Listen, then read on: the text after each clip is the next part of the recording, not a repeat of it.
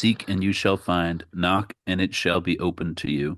For every one that asketh receiveth, and he that seeketh findeth, and to him that knocketh it shall be opened. Welcome back, everyone, to Analog Catholic. It's been a hot minute since we released an episode. We had a long winter break, Ben and I. We actually went to the big old conference down in DC, Seek. We had the satellite conference, not the main one in Salt Lake City. Uh, Seek's this fun time at a big old conference with mostly college students, some young adults. There's also it started to become more geared towards older parishioners as well. I've noticed they do a Making Missionary Disciples track, which is about parish ministry more than anything. But yeah, this was a fun time in DC, and we want to talk a little bit about our experience there and about the kind of the culture I think that surrounds things like Seek, but also just the general young adult college age Catholic culture. Yeah. So Ben, start off with your thoughts on Seek. How was your Seek? It was good. It was a fun time. Um, we actually hung out in person without recording a podcast, so I know we it could have was had kind of so many weird. episodes for people, and we just didn't. I know. We wasted so much content in our I know. conversation. I know.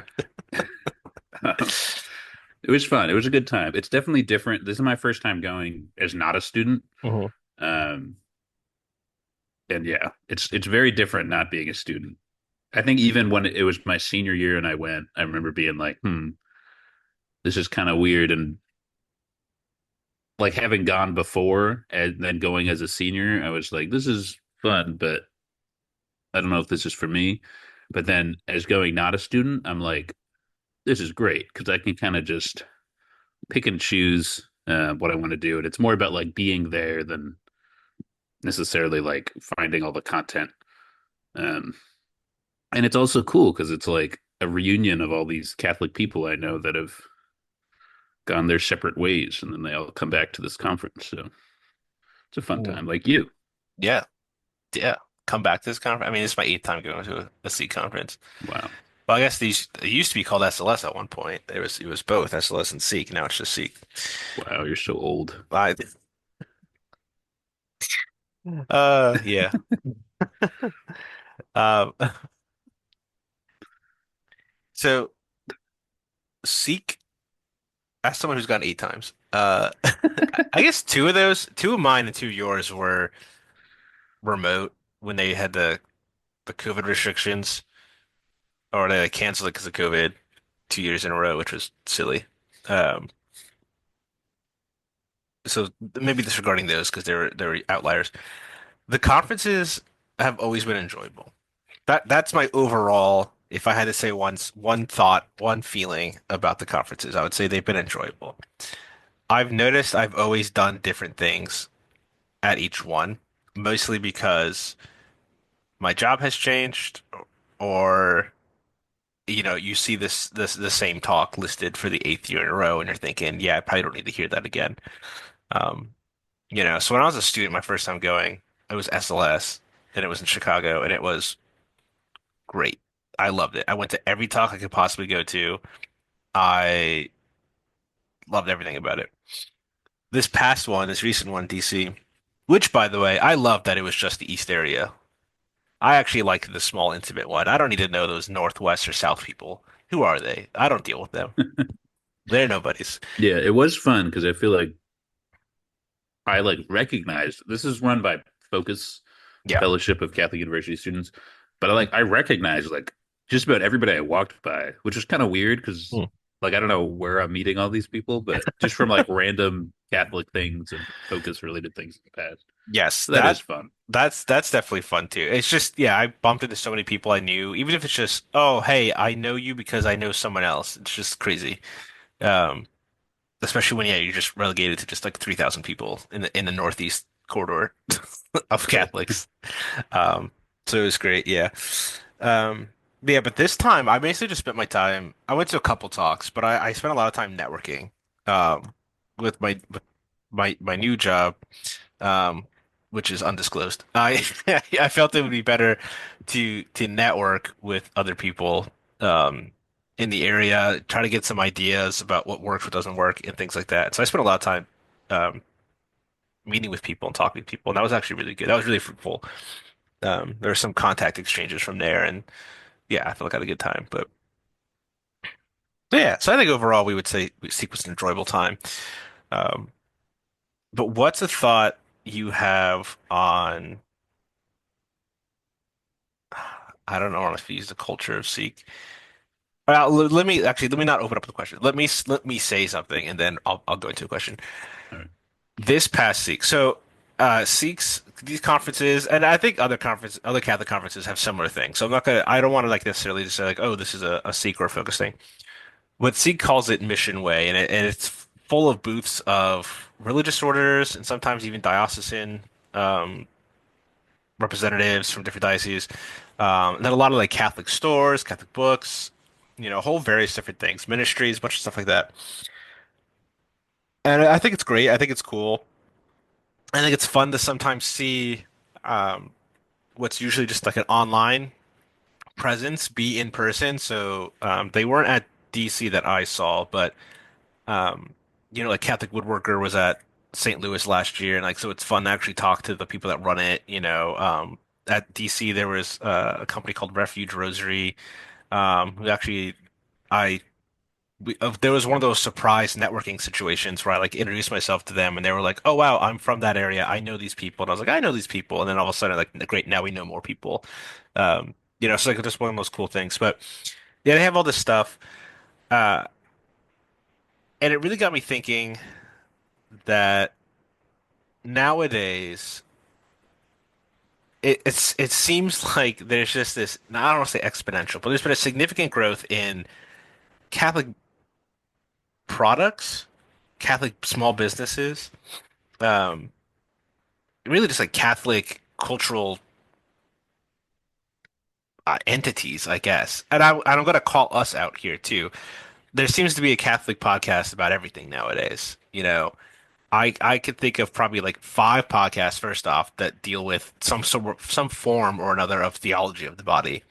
There's also like I don't know, 10 different podcasts that are like Catholic things you need to know or like what you should know as a Catholic or Catholic fundamentals or whatever. It's just like how many of these do we need to to be fruitful? I understand that at some point it just comes down to who's the personality of these podcast hosts, like which ones are the personalities you enjoy the most. Um, because the content should be the same since, we don't, I mean, no one's going to give us different Marian dogmas based on which podcast you're listening to. And if they do, then one of them's heretical. But yeah, I don't know the whole thing. And I know, yeah, it's the whole take the religious orders and the diocesan representatives out.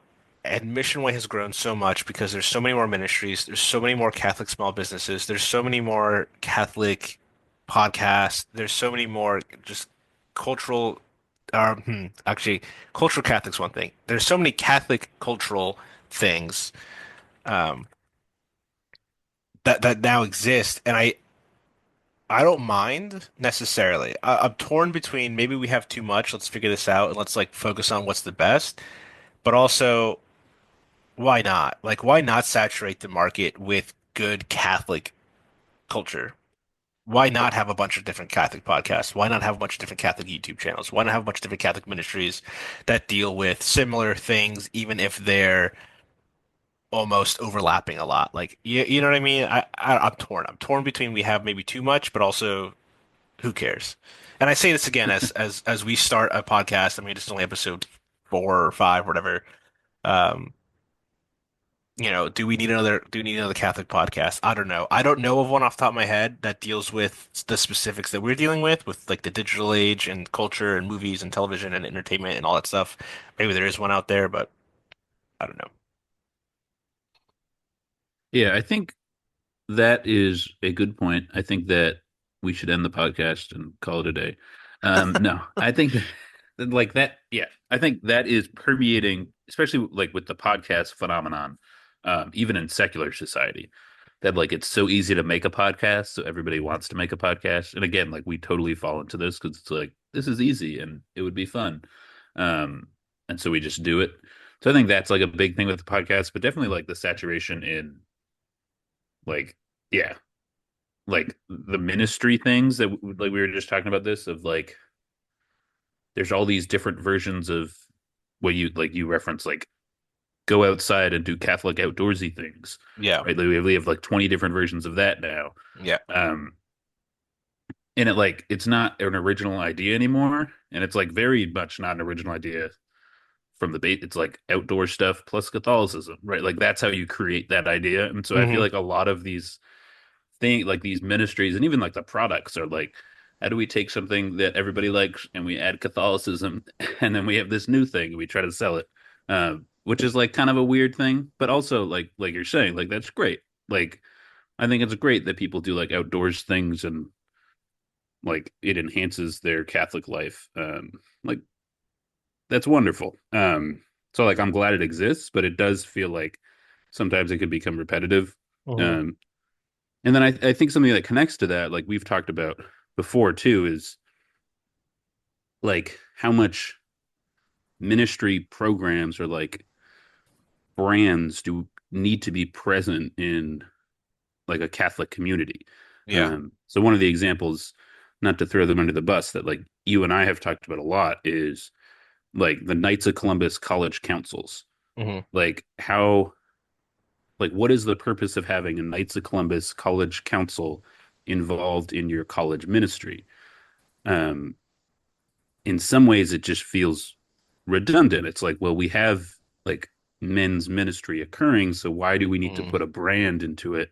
Hmm. Um, and like at that point, it's like, all right, what are the pros and cons about like involving this program or this brand or Hmm. this like structure to a community? Um, but it just feels like there's so many offers of that, and you just like some people just say yes to all of them, and some people say no to all of them, and it's about like picking and choosing how to use these things in your ministry. But the big thing with like Mission Way, and like this is how it should be, I think, is that all these people you talk to are like convinced that like you need this like program to be involved in your Yeah. ministry. Like this is essential, and here's all the reasons why our version of Catholic aerobics is like changing all these campuses across the nation. It's like I don't know if we need that, but Yeah. Yeah. it is interesting. It's like a weird phenomenon. It's that I'm glad you yeah, you mentioned the college councils with the Knights, and that's, not to give anything away, but some conversations networking I had during Zeke. Um, but it's a similar situation of if there's a campus that's thriving already with maybe like a dedicated campus minister and a team of focus missionaries, what else do you need? And this isn't a knock on the Knights. This is also like why would we need maybe St. Paul's Outreach, for example? Why would we need um Students for Life, for example, if they're already doing it like well enough with their own pro-life version of campus ministry, So it's just for me, it's not that those things are bad. And like if there was no campus ministry in a college, or no thriving campus ministry at least, or no helpful structure, then if someone like the Knights came over and said, "Hey, we have this thing for councils and they can help lead, Bible studies, at least for men's ministry and stuff," then it's like actually great. Yeah, we need resources and like we'd be happy. And I think the difference is, um, I think that all the night stuff is free, if I'm not mistaken. So like that's one aspect of it too, is that's free, whereas, someone like Focus is you have to the diocese is to pay Focus to send a team to a college. So that's like another aspect of it too. Um, and just like what's the cost of these things? Some of these things are free, some of these things are affordable, some of these things are expensive. Um, but yeah, I it's the same situation. Like, what do you do if you are a campus minister, if you're in charge of campus ministry, or if you're just like in charge of a parish? What do you do? Or that diocese, like a bishop especially, who probably gets maybe not directly, but maybe through like the bishop's like team that he works with closely at the chancery with ministries. You're inundated. Everyone wants you to have their product, which makes sense, right? Obviously, yeah, if you go to Mission and you talk to their booth, they're going to explain how they're the best because they're there to sell you their product. That's what it is, and that's what's going to lead, I think, to my biggest gripe. I don't know if this is my biggest gripe. Maybe that might be too big. I'm also torn. I'm torn between oversaturation and maybe it's fine, and I'm torn between how much money are you making off your ministry? This is a tough one for me because especially if you are living a Catholic life, like you're going to be very, if you, I mean, you're a layperson in this situation, right? Most religious, well, there are religious organizations that have outreach and ministry, but that's a different situation. But if you're a layperson and you work for like even the church, or if you work for one of these ministries, obviously you need the income to be able to support your family. And so this is not an anti like, oh, you should never make money off your ministry thing. That's silly. But it is a question of what's the motivation behind doing ministry? You know, I've seen personally people who are in ministry, in forms of ministry, who they're like, oh yeah, like I bought land, cleared the land, built a custom house, built my own house, did all this stuff. And I'm like, and I know where they did it. I'm like, that's a lot of money for someone who works in ministry, in my opinion, right? Like that's a lot. Like you're well. I mean, maybe you're just been like a phenomenal steward of your money, and maybe you had some smart investments. And we won't get into the morality of investing right now because that's a whole different episode. Or I don't even know if that'd be an episode that we would even do, but that's a whole different situation. And maybe that's all it is. But sometimes I'm also like, yeah, should we be walking around in ministry being flashy? Because there are some people that still have a taste for the flashy aesthetics. Um, or like, should we be doing it with the motivation of making money in mind? Like, do you work for this ministry and sell their product to people because you're like, hey, I'm a salesman, I get commission, I make good money. That's why I'm doing this? Or is it because you believe in the ministry, you believe in the product, and you believe in expanding the kingdom of God? And that's something that I always kind of wrestle with, even with myself. I've worked for the church now for going on 7 years, in various ministries, not just like one specific parish or anything like that. But I have to remind myself, like, yeah, the money's nice now at my current job, and it definitely helps with the fact that I'm starting a family. But I don't know.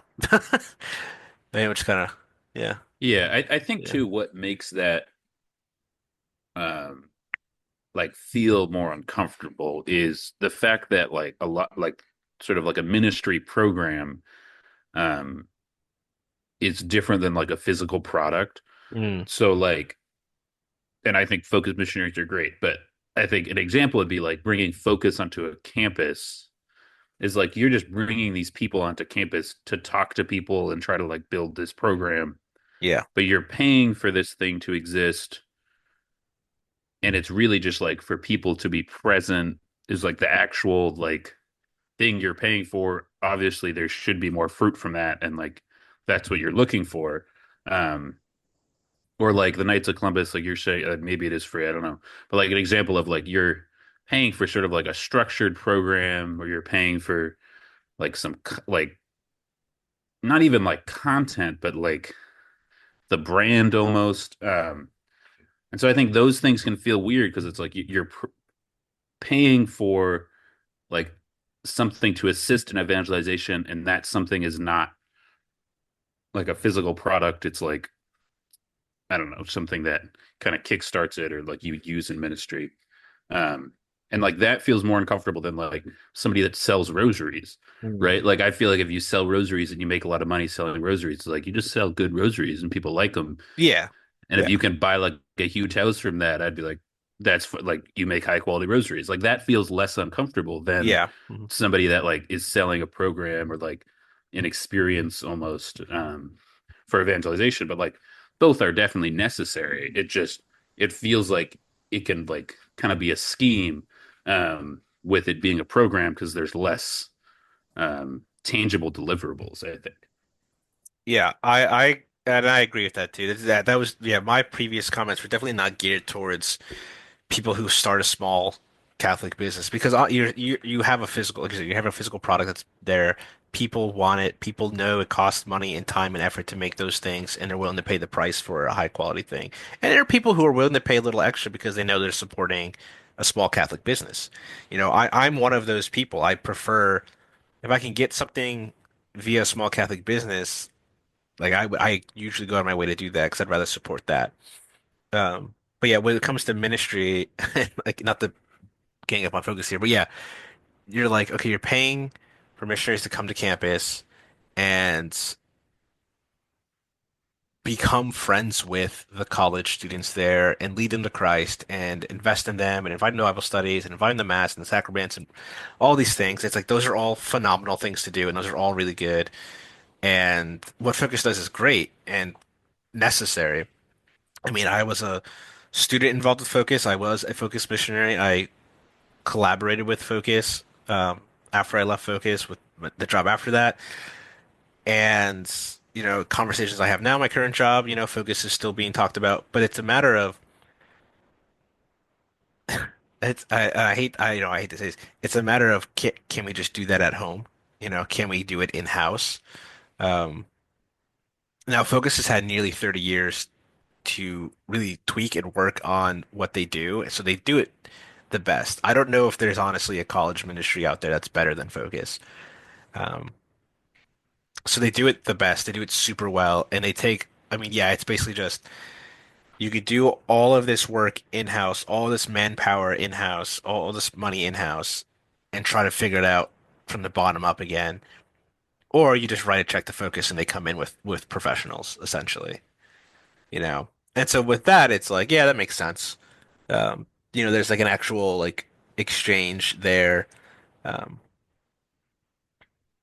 but yeah, Yeah, I don't I know. think too, like we have focused missionaries on the campus that I work with in my job, and like they're great, they're wonderful, and I think they do incredible work. But like every once in a while, we have a moment where I'll be like hanging out with one of them, and we're like hanging out with students and just like having fun. And it's like I have this thought like we're paying this guy to like stand here and have fun with us. Right? Like this is Yeah, like it's like yeah, that's a weird thought, but like yes, like it's all for the good of like God's kingdom. But like yeah, it can that thought of like we're paying this guy to like come here and watch football is like that thought's like that feels like a scheme. Because it's just yeah, it's like not a tangible product. It's something that is like relationship, like you're paying for a relationship.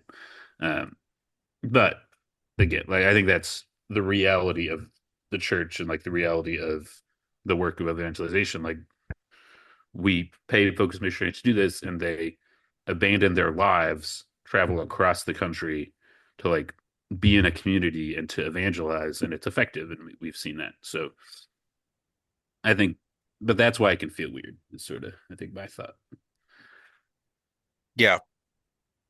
yeah, yeah. It's really just I don't think there's an obvious answer just yet. I mean, I think, well, okay, I take that back. I think there is an obvious answer to these things, and like most things, and it's you will know a tree by the fruit it bears, right?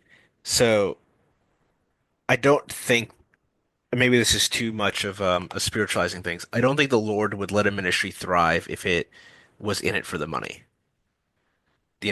Maybe he would. Yeah, Maybe for some reason in his infinite wisdom, there would be a reason why he would do that. But I just, yeah, I don't think these things would exist, or the ones that are successful exist because it's it's a pure profit motivation, or it's I even hate to say this, sunk cost fallacy, where there are some people who would rather be doing other things, but they're like, well, I've been doing ministry for 10, 15 years. That's my entire resume. I just have to keep doing this even though I don't want to anymore.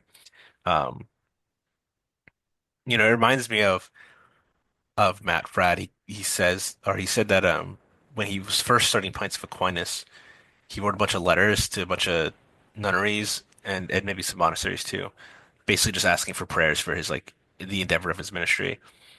And I always thought this was um cool. I guess cool is made up the I always respect it. I always appreciate it because it's from his perspective, this was something he was doing not for worldly gain, not for money, not for anything like that. It was just I think he actually started because it was part of his like master's in theology or something like that. But it became something more because he's like, hey, there's some fruit coming from this. This is good. Let's keep this up, And now there's this sense of, wow, it's been done so long, so well, he can live off it. And I don't know if we talked about this at a previous episode, but I know we've talked about this at least in person together. I don't know too many podcasters who exclusively Catholic podcasters who exclusively survive off Catholic podcasting. Like if I could, I mean, not that I have access to everyone's personal finances, but I feel like Matt Fradd's the only obvious one. Maybe there's a couple other ones I just don't know about. But I, that's another thing too about the podcast is there's just not, it's not going to be your sole income if you're doing it. So you got to do it for the love of the game, you know. You got to do it because you love it. Yeah. Well, I think that too is I'm thinking because last night this shows you how Catholic my life is. We were playing the Catholic card game, Yeah. um, and one of the cards was getting into Catholic podcasting for the money. Um, but I just it is one of those things that's like I think you can trust that people are doing it for fun. Maybe they're doing it for fame, I guess. That's something you could do it for. Yeah. But just because there's so much saturation that it's like you must know you're not going to like make money off this. Um, and so they're either doing it for fun or they're doing it because they think there's a real um, need for the content they're creating, which I think is us. I think people need these to hear this I for think sure. so. I think the New Year's coming. We're gonna hit the ground running. We're gonna really take off with Catholic, or analog Catholic. I don't know the name of our thing. Analog Catholic. Uh, no, we, oh shoot, I just had a thought. Now I'm forgetting it. I have a Yeah. complete pivot if All you're. right. Yeah, you may as well, because I had a thought and I've completely lost it already. So just go right ahead and pivot. So one of the things, and this is like a random thought, but um, one of the things that my wife and I had talked about after Seek Yeah. um, was like at the hotel we were in, there were elevators, and you'd spend a lot of time at the elevators because they took forever to go up and down. Yeah. And so, like a lot of the times in the when we were in the elevator, it was like really weird Mm. because you'd have like students, I hope, come in, um, and they would just like listening to them talk. It's just like they talk. They're just lots of cussing, um, and just like really like a lot of like hip slang that I had not heard. And it was like weird. It was like listening to like secular kids talk in movies. Like it just Mm. felt so not what my experience is of like Catholic young adults, um, which was kind of strange. I think maybe that's just like the pocket of community that I'm in and like the students that I interact with. But Yeah.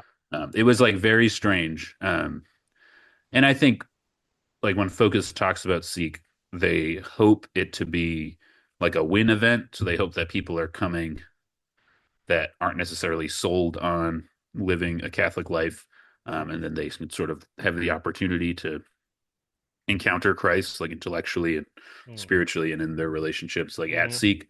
And so like I think it makes sense. Like some of these people are not like sold on it, but just like yeah, like kind of the vibe some of them were giving off. I was like, this is like weird and like very almost secular the way these people are talking, um, which just surprised me. I think. Yeah, it's tough. Conferences like that are always tough, right? Because you are going to encounter people who are graduating seniors who have been involved with Focus since they were freshmen, who come from, homeschool Catholic families. So um, there's just idea of that's their whole life, right? And then at the same time, you're going to find these freshmen who probably could really take it or leave it, but got convinced to go to the conference by me, the missionaries, or just by friends of theirs that are involved with the Focus team there, and they're not really like well formed. Like they're just, yeah, this is how I talk, and I haven't. really picked up on it yet that maybe that's not how you should talk. That's not a virtuous way of talking. So the conference is tough, but I get what you're saying because I experienced the same thing overhearing some student conversations, and the student group that I'm used to is the one that you're currently with, and I felt the same way. I'm like, wow, like I'm used to pretty well-to-do students that comport themselves well, watch their mouths, and just have a certain civility to them, I guess, like a virtuous civility to themselves. So yeah, that's another factor, but that, that was a good pivot, I think. Yeah. I do think that's something that's because my wife and I had this long conversation about it. Like I Yeah, think that yeah, like just swearing in general. yeah, Um, I think you encounter more Catholics that swear than Protestants that swear. I think well maybe that's not true, but the general thought of like swearing in general, it's yeah. like that kind of dissipates with formation. Um, and like I think further down the road in formation, it's like definitely not super early days because it's really like you don't or you speak more intentionally as you just become more intentional as a person. Um, and so I think like to be convinced of the truths of the Catholicism doesn't immediately lead to like I can't, say swear words or I can't like use my hip slang. Um, because like that doesn't necessarily mean that, but I think Mhm. it's yeah, like it's one of those things that's like as you develop, you can be very convinced of the truth and still be swearing, Yeah. but it is something that like as most people kind of develop in general formation, they're like I just want to speak more intentionally or I want to like not kind of scandalize people in the way I speak. Um, so I don't think it's necessarily like an indication of this person is not Catholic. I think like it's just an indication of like this person is at a different level in their formation. Yeah. Yeah, and I agree. And that's why when it comes to something like a conference, I just sort of I mean, it's not my responsibility to go around correcting every single college student I see or holding them to standard, especially because I don't know who I am. They're gonna be like, "Who's this dude?" You know. Um, I had those conversations with the students I invested in when I was a focused missionary, and yeah, with Catholics and swearing, it's like a very interesting dynamic. I had some people will say, "Absolutely not. You never, never, never swear." It's a sin to swear no matter what. And I've heard other people, priests included, who will say, the occasional swear is okay. Just keep it between the boys, So like that again, that sense of civility of like don't swear in in front of women and children, That's for the boy. That's for boys' night. You could drop a few swears here and there. Um, but there's also like some that you should like never do. Like of course, like anything that's like blasphemous or whatnot or sacrilegious, you should just never say no matter what. But um, yeah, I okay. This is making me think of something I saw recently, and it makes me want to pivot again, but it's going to go so off topic from our original topic. I don't know if I want to go there.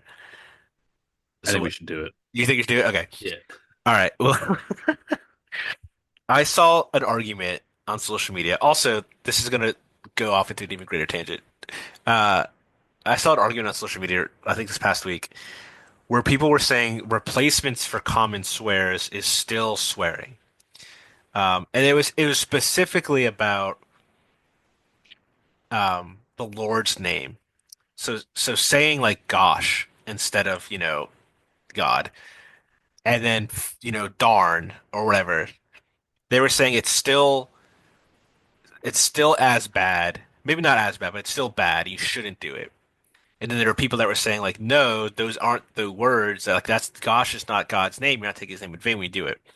And I was thinking about it, and I was like, you know what? I kind of agree with the original guy because even if you're changing the words, if the intent is to still relay the same message and meaning as if you were using the normal words for the swear, like that's what Christ talks about, where he's like, you've sinned in your heart, So like, sure, maybe the words passing your lips aren't God's name. Maybe you're not taking it in vain. Maybe you're not swearing explicitly, but internally you're trying to convey and relay the same message to people, the same type of frustration, the same type of swearing to people. And internally, you obviously feel the same way, and you've probably deliberately swapped the words you want to say with the words that aren't considered bad. So you are still thinking of the original words. So in my mind, I'm like, you know what? I kind of see that. I kind of see how, yeah, even if I say, gosh or whatever, that could still be, in a context of like swearing or like being angry. Um, Not in this academic, speak we're doing right now, just dissecting it. Like that could still be taking the Lord's name in vain because that's what your intent is when you say that. Because it feels like I'm really gonna go off the rails here. There's this trend also of I don't know if they're Hasidic or Orthodox Jews. I don't know the different denominations of Jews that will do different things around the house to quote unquote trick God so that they could still use technology during Sabbath. And I feel like that's what people are doing when you're like, no, you didn't say God's actual name, you said gosh. So like therefore you didn't take his name in vain. And I'm like, no, your intent is still to take his name in vain. You just changed the actual word. So publicly you're not saying it. Does that make sense? Yeah. I have thought about this a lot, and I think I mostly agree. Yeah. Because it is like, and this was kind of what I was indicating by like, it's not just like the reality of cussing, it's like speaking in a less intentional way or like speaking in a secular way. Um, and like this kind of relates to like we take outdoor fun and we add Catholicism when we have Catholic outdoor fun. It's like we're just like creating new products by infusing Catholicism and just like pivoting a little bit. So like you take a swear word and you just like, well, we're going to change it a little bit so you can still kind of participate in this way of speaking that the rest of the world does, but like not technically, like say a swear word. Um, One of the things, just like random connection, that's a similar thing is like I think it's the company's the Catholic company. Hmm. They have a product called Mary on the Mantle, and it's Hmm. supposed to be a replacement for Elf on the Shelf because Elf on the Shelf is weird, and so we're going to do a Catholic version of this Yep. that's not weird. But I'm like, that's still weird. Like you're taking a secular thing and you're just like, how do we reinterpret this Yeah. so that Catholics can do it as well? And it's like, no, like just don't do it. Just like do something else. Like there's so many other things you could do. And so I think it's the same thing with swear words. It's like, how do we take just kind of unintentional speech and make sure we're not technically using the Lord's name in vain, and then we can still speak unintentionally or speak in this way. And I think in some ways it works. Like I think in some ways I'm like okay with that.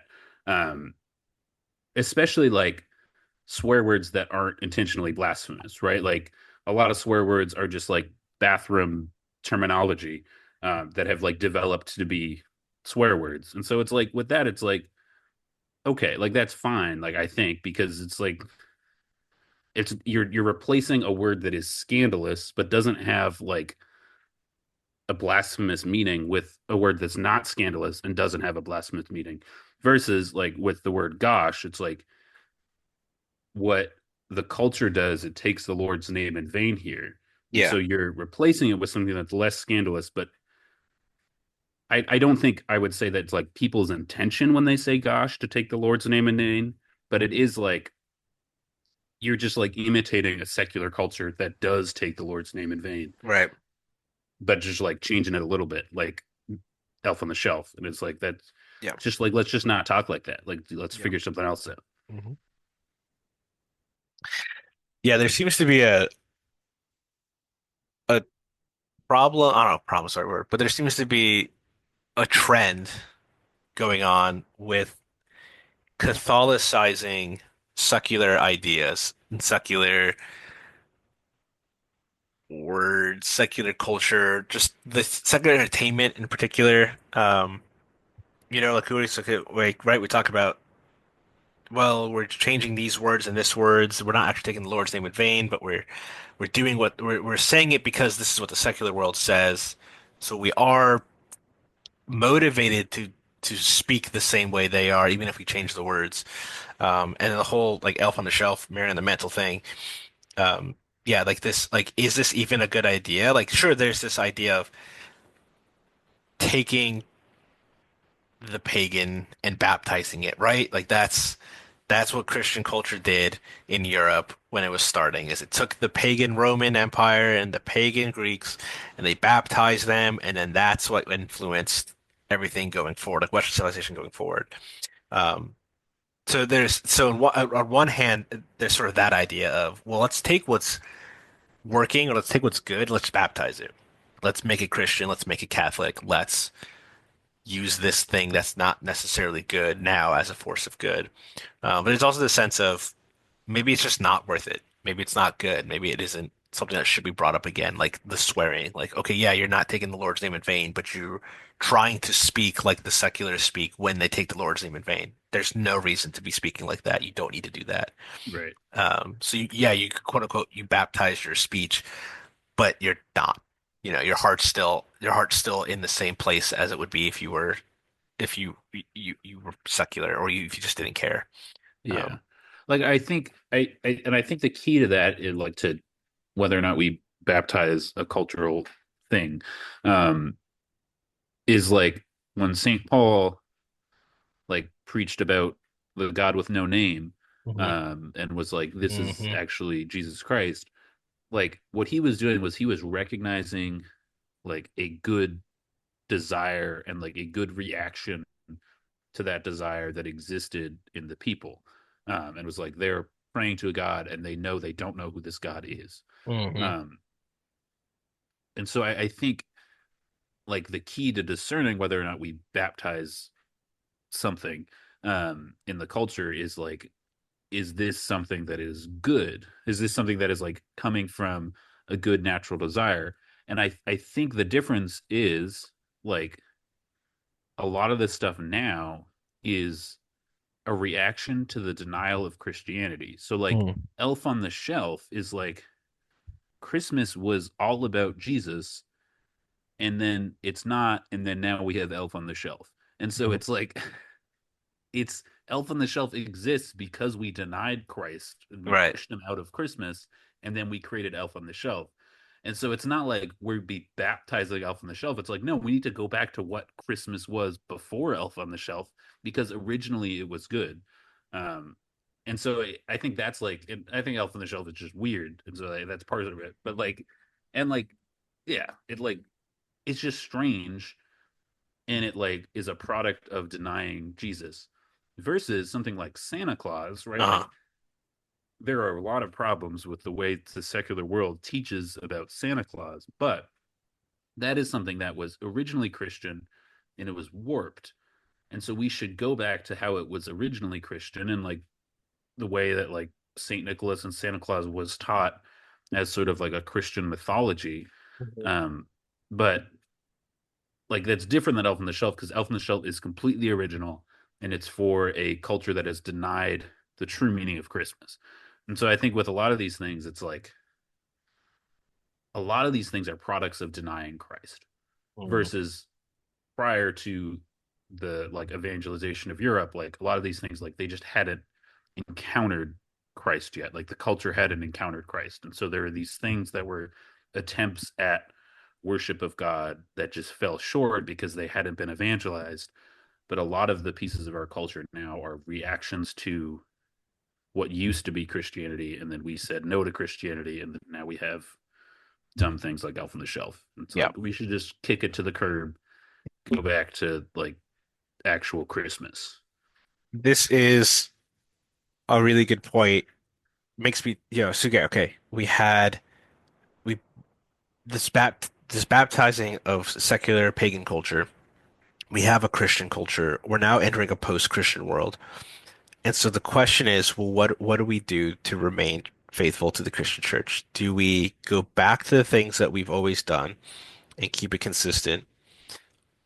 Do we continue baptizing pagan things and just say like, oh, the world keeps adding these different things to Christmas time, so we're just going to add those things in the Christmas time? Or do we have to do something different? And the fun part is what you were saying, and it make a good point, is Elf on the Shelf is not some like, 3,000-year-old pagan winter worship thing that's all of a sudden popular again. No, it's an entirely post-Christian creation designed to be a tradition for Christmas that's, completely devoid of Christ. whether or not the creators intended it as a way to continue like pulling people away from Christ, or if they were just like, this is a goofy thing to do. We're gonna make money off this. I don't know. But yeah, that you raise a good point of, okay, should we or even can we baptize the post-Christian culture, or do we have to deny it and ignore it and cast it aside? So rather than say, oh, instead of Elf on the Shelf, we'll do Mary in the Mantle, you just say, actually, you re-promote the classic nativity scene, and you educate and catechize people in the ways of, oh, hey, you actually don't put Jesus in the scene until Christmas Day, and you don't put the three wise men there until Epiphany, and you don't set up Mary and Joseph, you have them moving along through Advent. So instead of recreating or trying to rebaptize post-Christian things, I'll get into a little tiny bit of theology in a second about that. Um, yeah, why don't we just turn our efforts back into promoting the good that we already have? Because it took me forever. I never, most of my life, ever had any idea that a nativity scene was played out throughout the Advent season. The nativity scene to me was just the nativity scene. But then converted, and then I started talking with Catholics, and all of a sudden it's, oh yeah, you don't put baby Jesus in the manger until Christmas, and you have Mary and Joseph making their way towards the manger until Christmas Eve. Then you actually put them in the manger, and then you have the three wise men also making a journey towards the manger, but they don't get there until Epiphany. And I was like, that's amazing. That's fun. That's a fun, good little devotion, maybe. I don't know if devotion is the right word, but just like a fun little cultural pastiche of Catholicism to do and to promote. Um, yeah, and so the little theological thing I'll say is the way I think about it, the way I'm thinking about it now, at least 'cause especially the way you worded it, the pagan culture could be baptized, right? It was unbaptized, it has been baptized. Grace works to perfect, it does not destroy, it just perfects. And so we have this turning towards the good and the true and the beautiful. Post-Christian culture is not pagan. It's okay, I don't know if this is the right word, but I'm gonna say it. It's apostatic. They've apostatized. Um, and so they've been baptized. And so you can't re-baptize anyone. They've been baptized and they've rejected the baptism. So the culture we're dealing with isn't a culture that doesn't know Christ, at least not in the way the pagans didn't know Christ, where it was a looking towards. But now we have a culture that's rejecting him and turning away from him that has been baptized already. So you can't baptize Elf on the Shelf because Elf on the Shelf is a rejection of Christian culture. This is going way deep, and I know that if this ever took off anywhere on social media, I would be murdered. But the point I'm trying to say is, basically siding with you, we can't take the new culture and baptize it into a Christian way. I think we have to reject it because it is itself a rejection of Christ. Whereas pagans, in the classical sense, in antiquity sense, were not rejecting Christ per se. They just had total ignorance of Christ, and most of them converted. Um, like that was, there's that meme going around because there's like a neo-pagan movement online. And so the meme is like, oh, you should do what all the pagans did, which is convert to Christianity. Um, right. So in that same sense, what I see with this cultural stuff is things that are produced by today's culture that are thoroughly without Christ should be rejected as opposed to rehabilitated or baptized. You know, now not everything created nowadays is counter our faith or counter God or counter Jesus or counter Catholicism. So this isn't a flat, everything made post, 1874 is actually post-Christian, world. I don't know what happened in 1874. I'm just going to throw out a date of when we became a post-Christian society. We're honestly probably closer to like the Reformation or the Enlightenment. The Reformation. Enlightenment has its roots in Reformation. But yes, anyway, that's the point I was trying to get to is, yeah, something like Elf on the Shelf is not even something that should be baptized, but rather it's something that's already rejected its baptism, and so it should be rejected. Yes, I agree. I hate Elf on the Shelf. I think it's really dumb. But I think like to point out the good in Elf on the Shelf would be the good is Christmas. So right, like you're like, here's a tradition we do every year for Christmas. It's like Christmas is good, Elf on the Shelf is bad. Let's do something else for Christmas. So I think it's just further from what Christianity was, but it is a development from Yeah, something. So like there's a rejection there because it's a secular Christianity or like a secular Christmas. yeah, Um, but like to baptize it would be like see the good and take the good and leave the rest, and the good is just Christmas. So the Elf on the Shelf, we get rid of it, but it's like it's good that we have Christmas traditions. Let's try something else. Um, so yeah, and I think that's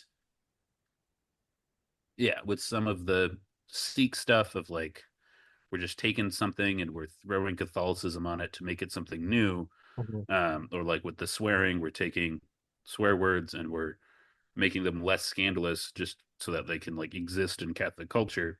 I think the goal should be like to just have a good Catholic culture that develops naturally from Catholicism yeah, and from virtue and not reacts to what is a post-Christian culture, um, which I mean involves a lot of things, but I think that's how we connect all our topics. yeah. And I think going back to our OG bring up with Seek and stuff, I think what Seek is doing is it's trying to be, or what Focus is doing with Seek is it's trying to be this light in the darkness of our culture of, hey, look, there's good stuff happening in the Catholic faith. There are young people who are excited for the faith. There are young people who want something true, good, and beautiful. They want to reject this ugly, like, I don't know, post-Christian culture that's just full of ugliness and lies and deceit and just promotion of like bad things. I mean, I mean, this is the point of our podcast. So like our subsequent episodes will of course touch on like all issues with this, but movies, TV shows, music, games, books, everything, it's just all gone downhill. It's undeniable it's all gone downhill. Um, and at least definitely in sense of morality and really in some cases in terms of quality as well. But I yeah, I like what is happening overall with Focus and Seek. It's refreshing. It's good to see large gatherings of young Catholics who take the faith seriously or who are working towards taking the faith seriously and who want a culture of Catholicism. They want the religion to permeate the people, which is how it should be. Um, and that stands as a bulwark against today's secular, I don't say evil age, like it kind of is an evil age. Um, yeah, and that's just refreshing. I appreciate that. Yeah, I think Seek by Focus is an opportunity for encounter and it is an opportunity to see like what Catholic culture can be.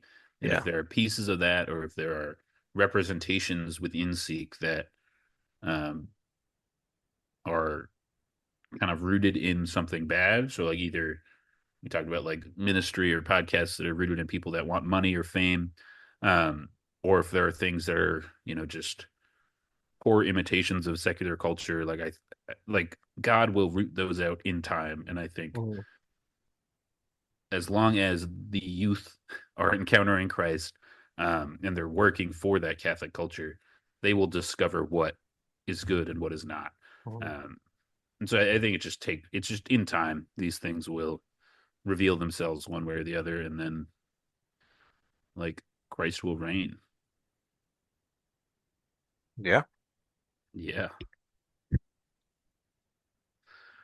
So I think that's it for today. You have anything else? I don't think so. I think that's All all I right. got. All right, cool. Well, we welcome you guys back again to Analog Catholic. We came back from a nice break. We're gonna hit the ground running. Remember to check us out at analogcatholic.com. We also find our store.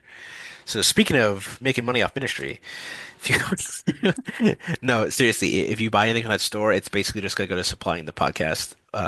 So we would appreciate that if you want to show your support for the podcast by purchasing with the store. We have stickers, totes, mugs. Do you have something else? Even keychain. Keychain. I knew we had something else. Yeah. Yeah. So analogcatholic.com. You'll also see a blog that we write on kind of irregularly, but we'll see how it goes. Maybe it'll be more regularly going forward. And that's it. So this is sorry, I'm Rob, I'm Ben, and this has been analog Catholic.